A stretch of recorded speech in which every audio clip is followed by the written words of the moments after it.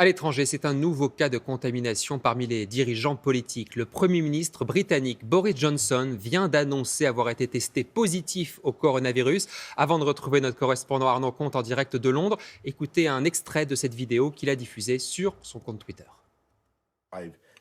Je viens de faire un test, je suis positif, mais je reste à la maison et je m'isole. Bonjour Arnaud Comte, on vous retrouve donc en direct de Londres. Boris Johnson qui avait mis Bonjour. beaucoup de temps à admettre la gravité de la situation sanitaire en Grande-Bretagne.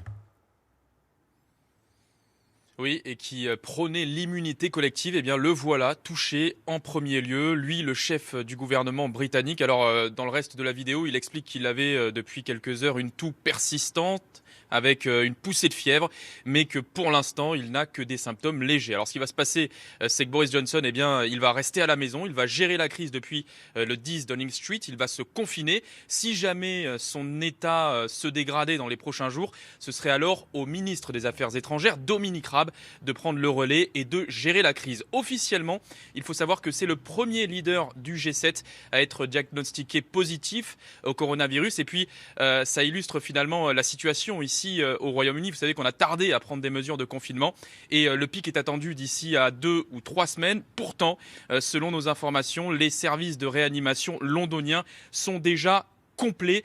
C'est dire la situation qui va se compliquer dans les prochains jours ici en Angleterre. Les Anglais manquent de ventilateurs notamment. Il en faudrait 20 000 selon les spécialistes. Ils en ont que 8 000 et Boris Johnson est très critiqué à ce sujet-là parce que vous savez que l'Europe a passé une commande groupée pour acheminer des ventilateurs à travers toute l'Union européenne en urgence. Eh bien, Boris Johnson n'a pas accepté la main tendue. Il se débrouille de son côté et depuis quelques heures, c'est une célèbre entreprise d'aspirateurs qui a été sollicité pour produire en urgence des respirateurs et faire face à la crise. Merci beaucoup Arnaud.